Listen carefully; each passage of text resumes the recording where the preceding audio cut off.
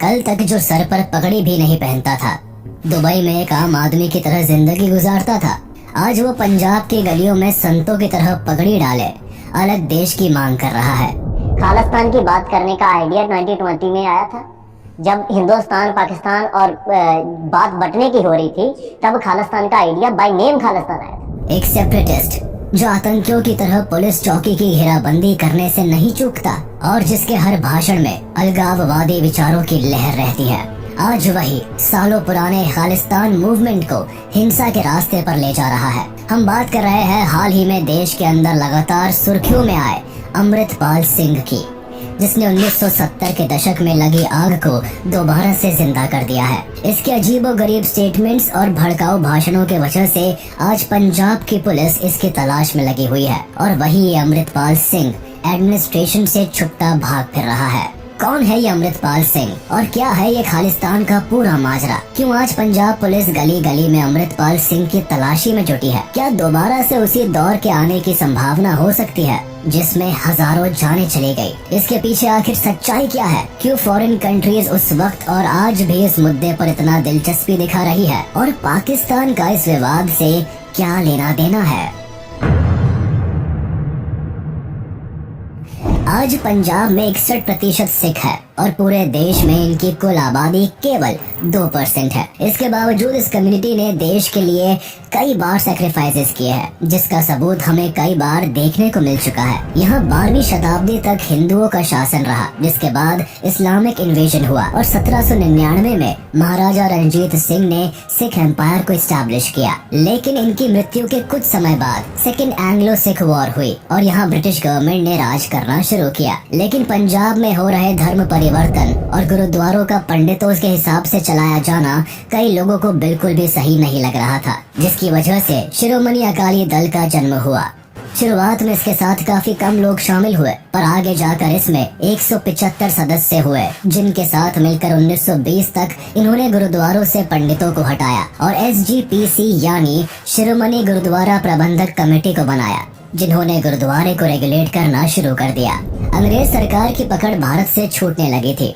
1929 में मोतीलाल नेहरू ने सभी के सामने पूर्ण स्वराज को पेश किया, जिसमें पंजाब को भारत का हिस्सा बताया गया। हालांकि इस बात से सिख समुदाय के लोगों को परेशानी नहीं थी, वो भी इसे अपना ही देश मानते थे। लेकिन मामला तब बिगड़ा जब 1940 में मुस्लिम लीग का लाहौर रेजोल्यूशन आया, जिसमें मुस्लिम कम्युनिटी के लिए एक अलग देश की मांग की जा रही थी। इस देश का नाम पाकिस्तान रखा गया था, जिसमें सिंध, बलोचिस्तान, खैबर पख्तूनख्वा और पंजाब के भी काफी बड़े हिस्से को शामिल किया गया। इस रेजोल्यूशन के आने की सबसे बड़ी वजह ब्रिटिश सरकार खुद थी, जिसने डिवाइड एंड रूल की पॉलिसी को खेल खेल कर देश के लोगों को धर्म के नाम पर एक दूसरे के खिलाफ करना शुरू कर दिया।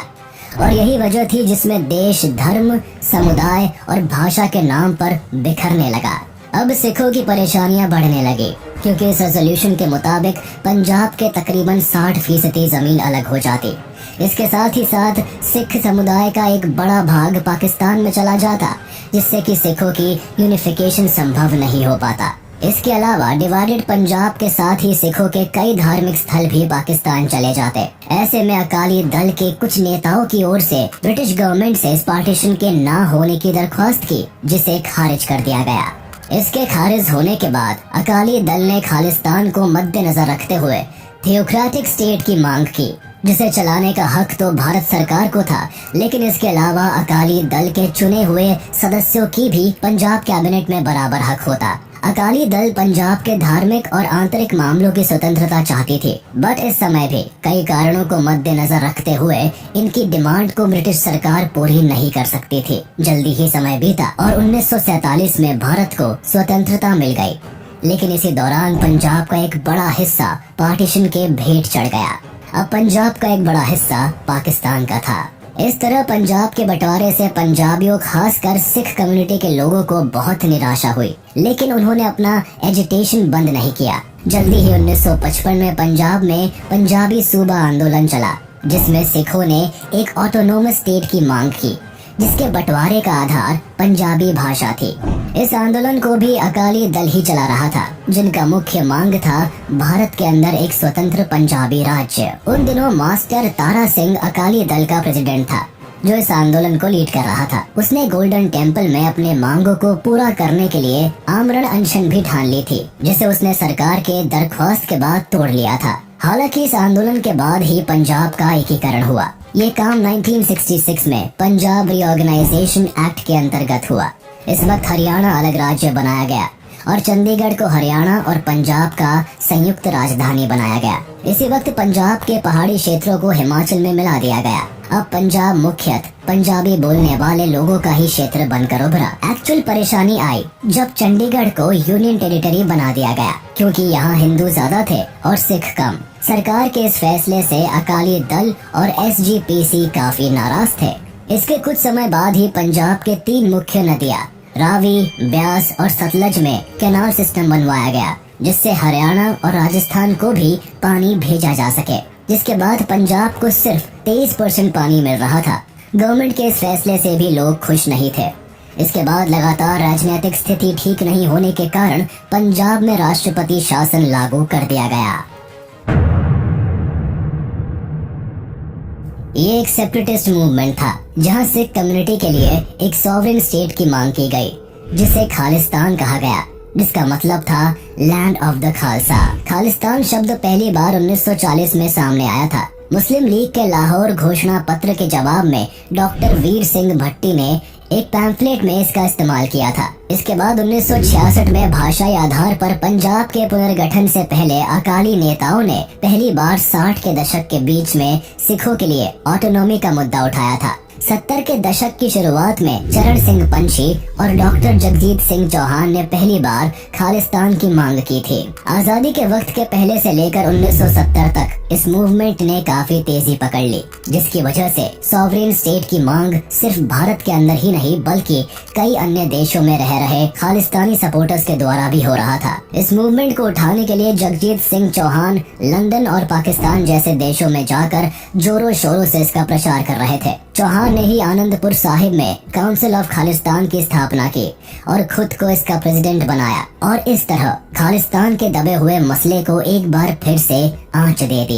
बलबीर सिंह संधू को काउंसिल ऑफ खालिस्तान का जनरल सेक्रेटरी बनाया जाता है। 1972 में वापस से पंचायत चुनाव हुआ और इस बार सत्ता में आने के लिए अकाली दल ने आनंदपुर साहिब रेजोल्यूशन को इंट्रोड्यूस किया। इस रेजोल्यूशन को सरदार कपूर सिंह ने इंग्लिश में लिखा था, जिसे मंजूरी दी थी सेंट फतेह सिंह ने, वो भी सिर्फ सुनकर, क्योंकि ये ज्यादा पढ़े लिखे नहीं थे। इसी बीच 1973 में शिरोमणि अकाली दल ने आनंदपुर साहिब रेजोल्यूशन को पास किया, जिसमें उन्होंने पंजाबी बोलने वाले सारे क्षेत्रों के एकीकरण के डिमांड को पुरजोर तौर पर रखा। इसमें रिलीजियस और पॉलिटिकल दोनों ही तरह के मुद्दे मौजूद थे। इस रेजोल्यूशन में कुछ बातों का खास करके जिक्र किया गया था, जैसे सिख समुदाय हिंदू धर्म के अंदर ही आएगी, चंडीगढ़ पर पंजाब का कंट्रोल होगा और थियोक्रेटिक स्टेट की मांग। इन्होंने चंडीगढ़ पर सिंगल ओनरशिप की बात रखी। साथ ही ये दल अपने सोशल और रिलीजियस एक्टिविटीज के अलावा पॉलिटिकल एम को बहुत ही मजबूती से पाना चाहता था, जिसमें उनका कहना था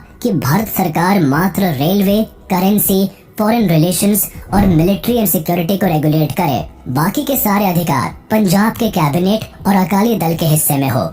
कुछ वक्त बाद चौहान 1979 के दौरान कुछ पाकिस्तानी नेताओं के गेस्ट के तौर पर पाकिस्तानी दौरे पर जाते हैं, जहां वो खुद को रिपब्लिक ऑफ खालिस्तान के प्रेसिडेंट के तौर पर अपना पहचान बताते हैं। इसके बाद ही चौहान ने खालिस्तानी पासपोर्ट, खालिस्तानी डॉलर और पोस्टेज स्टैम्प्स वगैरह इशू किए थे। चूँकि इन दिनों चौहान एग्जाइल में थे और उनका खालिस्तानी मूवमेंट लंदन से ही ऑपरेट हो रहा था, बावजूद इसके उनका कनाडा, UK और USA जैसे देशों में लगातार दौरे हो रहे थे। जून 1984 में चौहान ने BBC के एक इंटरव्यू में कहा था कि जल्दी ही भारत में मिसेस गांधी और उनके परिवार का गला काट दिया जाएगा और ये काम हमारे सिख करेंगे। और फिर अक्टूबर में तत्कालीन प्रधानमंत्री श्रीमती इंदिरा गांधी का असैसिनेशन भी हो गया। एक ओर जहां भारत सरकार पंजाब की सिचुएशन को सुधारने की कोशिश कर रही थी, वहीं दूसरी ओर पाकिस्तान सरकार को इसमें काफी ज्यादा दिलचस्पी आने लगी थी। 1970 से लेकर 1980 के बीच पाक गवर्नमेंट ने इस खालिस्तानी मूवमेंट की आग को भड़काने के लिए तरह तरह के वेपन्स और फाइनेंशियल सपोर्ट दिए थे। पाकिस्तान का ऐसा करने के पीछे का कारण जल्द ही समझ में आने वाला था। इस वक्त पाकिस्तान के प्राइम मिनिस्टर जुल्फिकार अली भुट्टो सिर्फ इंडिया से खुन्नस निकालने के लिए ऐसा कर रहे थे, जिसके लिए उन्होंने एक सेंटेंस भी कहा कि भारत की धरती से हम एक बांग्लादेश काट के रहेंगे। भिंडरावाले एक ऑर्थोडॉक्स सिख रिलीजियस जत्थेदार था जो कि खालिस्तान मूवमेंट को सपोर्ट करता था। हालांकि इसने खुद कभी एक अलग देश की मांग नहीं की, लेकिन इस मूवमेंट के अंतर्गत होने वाले सभी मिलिटेंट कामों में इसका सपोर्ट रहा था। क्योंकि भिंडरावाला एक ऑर्थोडॉक्स सिख कार्यकर्ता था जिसे सिखों में एक उभरते नए निरंकारी सेक्ट से काफी खुन्नस था, इसीलिए इसने निरंकारियों के बढ़ते वर्चस्व को रोकने की पुरजोर कोशिश की। इधर निरंकारी सिखों को आनंदपुर साहिब रेजोल्यूशन से कोई वास्ता नहीं था और न ही इन्होंने कभी खालिस्तान की मांग की। इन दोनों सिख सेक्ट्स के बीच तनाव लगातार बढ़ता जा रहा था। इसी बीच 13 अप्रैल 1978 को अकाली कार्यकर्ताओं और निरंकारियों के बीच हिंसक झड़प हुई। इस झड़प में 13 अकाली कार्यकर्ताओं की मौत हो गई। इसके बाद रोष दिवस मनाया गया। हालांकि 3 से 4 निरंकारी कार्यकर्ता भी इसी झड़प में मौत के भेंट चढ़ गए। इस हिंसक झड़प के बाद भिंडरावाला जहां तहां भड़काऊ भाषण देने लगा और हिंसक गतिविधियों को बढ़ावा देने लगा। इसके बाद तो भिंडरावाला पूरे पंजाब सहित भारत में पॉपुलैरिटी गेन करने लगा। इस वक्त अकाली दल और एसजीपीसी के लोग आनंदपुर साहिब रेजोल्यूशन के साथ कांग्रेस पर हावी होने लगे थे। पंजाब में अपनी सरकार बनाने के लिए कांग्रेस ने भिंडरावाले को कैंडिडेट के तौर पर चुना और उन्हें हर तरीके से सपोर्ट करने लगा। कांग्रेस को लगा कि भिंडरावाले के पॉपुलैरिटी से कांग्रेस फिर से पंजाब पर अधिकार कर लेगा, बट ऐसा हुआ नहीं। उन्होंने कुछ ही समय में आनंदपुर साहिब रेजोल्यूशन को लेकर अकाली दल के साथ हाथ मिला लिया और इस रेवोल्यूशन को काफी बड़ा बनाने में लग गए, जिसके बाद कांग्रेस का दाव उन पर उल्टा पड़ गया और अब भिंडरावाले अगेंस्ट में आ चुके थे। इसके ठीक बाद 1982 में एक रिलीजियस पॉलिटिकल मूवमेंट की शुरुआत हुई जिसका नाम धर्म युद्ध मोर्चा था, जो 4 अगस्त 1982 के दिन भारत में हुआ था, जिसे अकाली दल और जर्नैल सिंह भिंडरावाले ने एक साथ मिलकर शुरू किया, जिसे आनंदपुर साहिब रेजोल्यूशन के तहत हो रहे मांगों को पूरा किया जाने के लिए करवाया जा रहा था। ये एक पीसफुल प्रोटेस्ट था जो river water sharing, decentralisation of state economy, recognition of identity and economic development के लिए किया गया था। लेकिन जिस काम में भिंडरावाले का नाम हो वो काम बिना हिंसा और झड़प के कैसे पूरा होता। ये धर्म युद्ध मोर्चा अब भिंडरावाले की आर्मी की तरह काम कर रहा था, जिसका एकमात्र लक्ष्य था हिंसा और आतंक फैलाकर आनंदपुर साहिब रेजोल्यूशन के मांगों को पूरा करवाना। 1982 में भिंडरावाले ने स्वर्ण मंदिर को अपना घर बना लिया। कुछ महीनों बाद भिंडरावाले ने सिख धर्म की सर्वोच्च संस्था अकाल तख्त से अपने विचार रखने शुरू कर दिए। इसके बाद 1983 में पंजाब में कई हिंसक घटनाएं हुई जिनमें निरंकारी और कई हिंदू मारे गए। पंजाब में इस वक्त माहौल बिगड़ गया था, जहां पंजाब केसरी के ओनर लाला जगत नारायण ने अपने अखबार के जरिए लोगों को सच्चाई से जोड़ने की कोशिश की, जिसमें 9 सितंबर को उनकी गोली मारकर हत्या कर दी गई। जब इस मामले की तहकीकात की गई तो इस मामले के मास्टरमाइंड के रूप में भिंडरावाले का नाम सामने आया।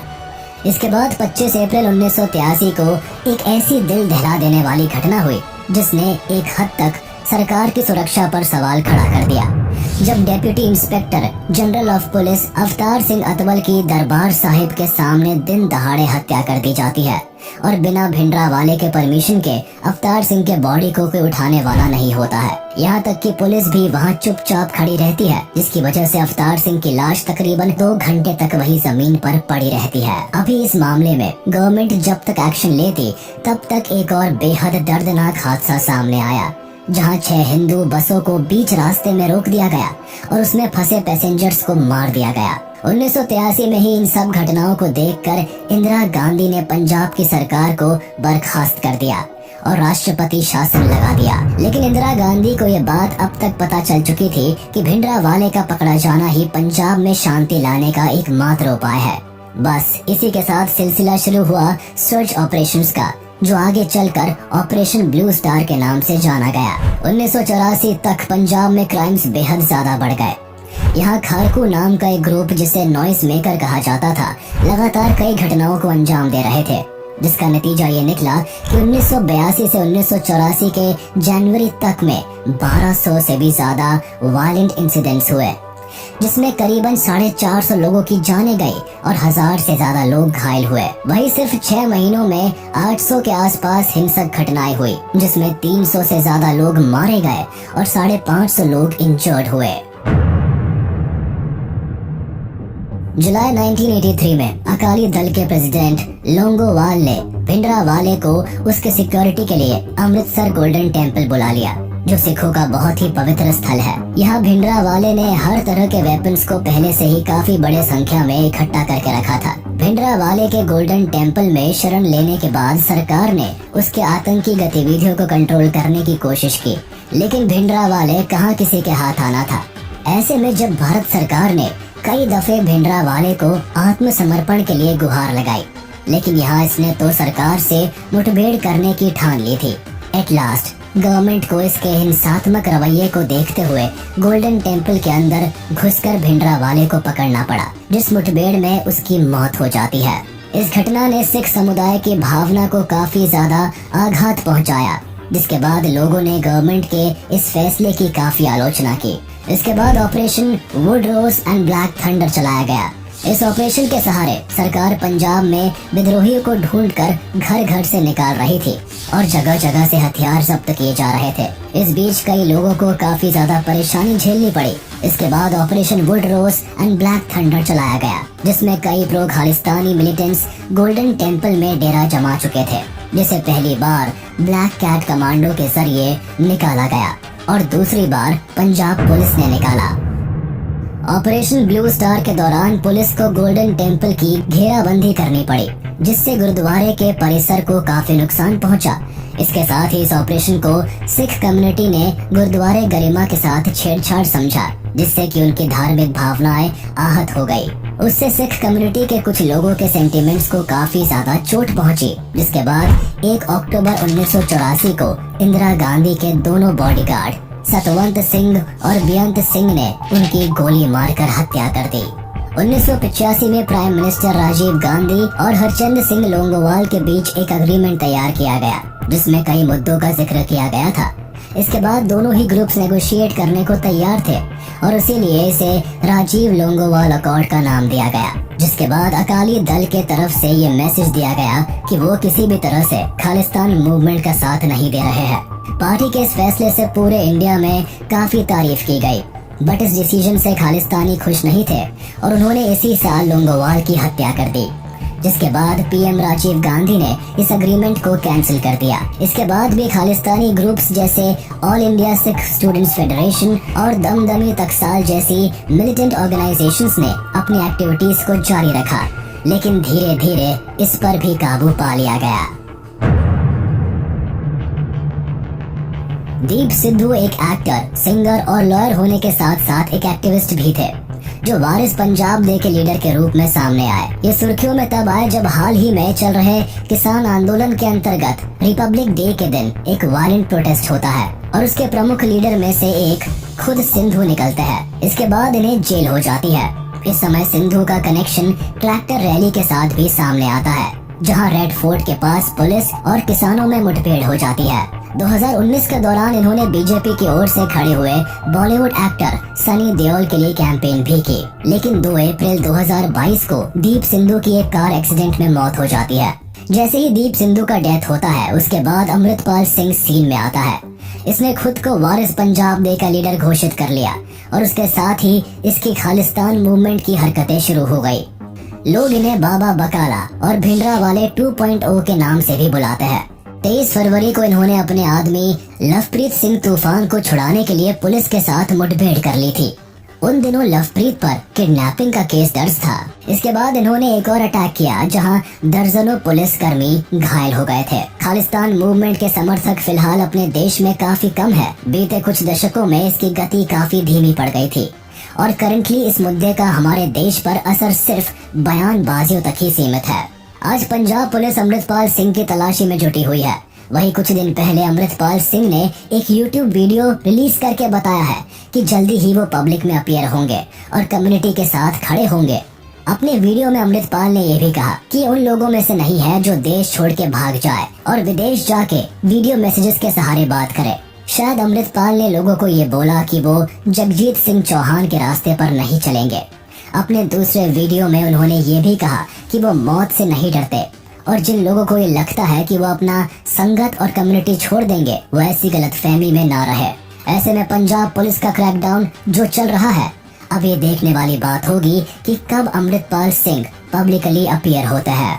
वही अब तक यूके, यूएस जैसे जगहों पर इंडियन एम्बेसी में कुछ खालिस्तानियों को प्रोटेस्ट करते हुए देखा गया है।